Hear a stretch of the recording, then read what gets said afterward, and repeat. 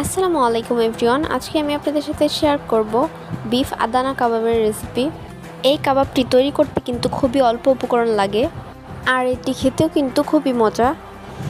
আশা করব আমার আজকের এই আদানা কাবাবের রেসিপিটি আপনাদের কাছে ভালো লাগবে। তো চলুন দেখিনি কীভাবে এই কাবাবটি তৈরি করতে হবে। তো কাবাবটি তৈরি করার জন্য আমি এখানে বিফ কিমা নিয়েছি প্রায় 400 গ্রামের মতো। আপনারা চাইলে মাংসগুলোকে ব্লেন্ড করেও নিতে পারেন, আর চেষ্টা করবেন মাংসের সাথে কিছুটা চর্বিও নেওয়ার জন্য, এতে করে কাবাবগুলো বেশি জুসি হয়। আর কাবাবটি তৈরি করতে অবশ্যই কিন্তু এখানে ক্যাপসিকাম লাগবে। তার জন্য আমি নিয়েছি একটা সবুজ ক্যাপসিকাম এবং একটা লাল ক্যাপসিকাম। আমি সবুজ কালার ক্যাপসিকামটা নিয়েছি 2 টেবিল চামচের মতো এবং রেড কালারের ক্যাপসিকামটা নিয়েছি 2 টেবিল চামচের মতো। আর এইগুলোকে একদম চপ করে নিয়েছি। এখন দিয়ে দিলাম 2 টেবিল চামচের মতো চপ করে নেওয়া পেঁয়াজ কুচি।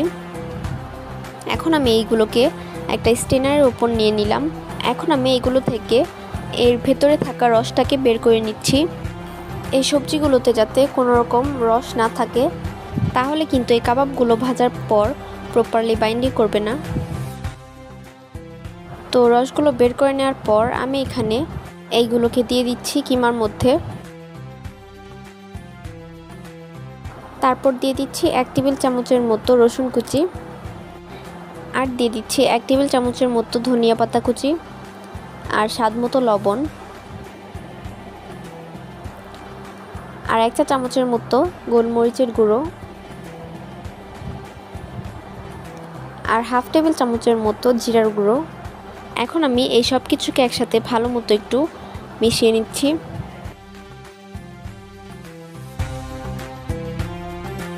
তো আমার মিশিয়ে নেওয়া হয়ে গেলে আমি এখন এটাকে রেস্টে রেখে দিচ্ছি। আমাদের অনেকের কাছেই কিন্তু এই কাবাবগুলো বানানোর জন্য শিক থাকে না, তো আমি এখন ফয়েল পেপার দিয়ে শিকগুলোকে তৈরি করে নিচ্ছি।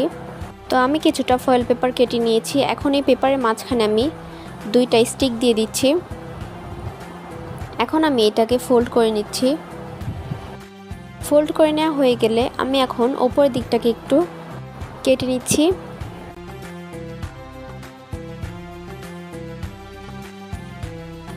তো আমার এই শিকটা তৈরি করা হয়ে গিয়েছে। এখন আমি কাবাবগুলোকে তৈরি করে নিব। তো কাবাবের উপরের দিকটা এবং নিচের দিকটা ভালোভাবে বন্ধ করে দিতে হবে, না হলে কিন্তু ভাজার সময় এই কাবাবগুলো খুলে যাবে। তো আমার এই কাবাবটা তৈরি করা হয়ে গিয়েছে। এখন আমি এইগুলোকে ভেজে নিচ্ছি। তো একটা প্যানের মধ্যে আমি 2 টেবিল চামচের মতো তেল ব্রাশ করে দিচ্ছি। তারপর আমি এই কাবাবগুলোকে দিয়ে দিচ্ছি। এখন আমি এই কাবাবগুলোকে একটু উল্টে পাল্টে ভেজে নিচ্ছি। এই কাবাবগুলোকে ভাজতে হবে লো হিটে, আর এটাই কিন্তু বেশি ভাজা যাবে না, তাহলে কিন্তু এর জুসিনেসটা থাকবে না।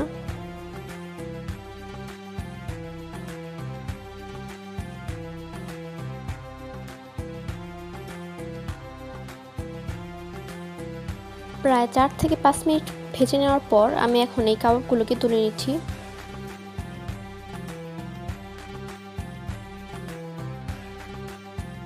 আশা করব আমার আজকের এই কাবাবের রেসিপিটি আপনাদের কাছে ভালো লেগেছে। এই কাবাবটি খেতে কিন্তু আসলেই খুবই মজা। আপনারা যদি এখন এই কাবাবটি না খেয়ে থাকেন, তাহলে একবার হলেও ট্রাই করবেন। আশা করব আপনাদের কাছেও ভালো লাগবে। তো আমার আজকের এই রেসিপিটি যদি আপনাদের কাছে ভালো লেগে থাকে, তাহলে আমার ভিডিওটিতে একটা লাইক দিবেন, আর আমার চ্যানেলটিকে সাবস্ক্রাইব করে আমার পাশেই থাকবেন।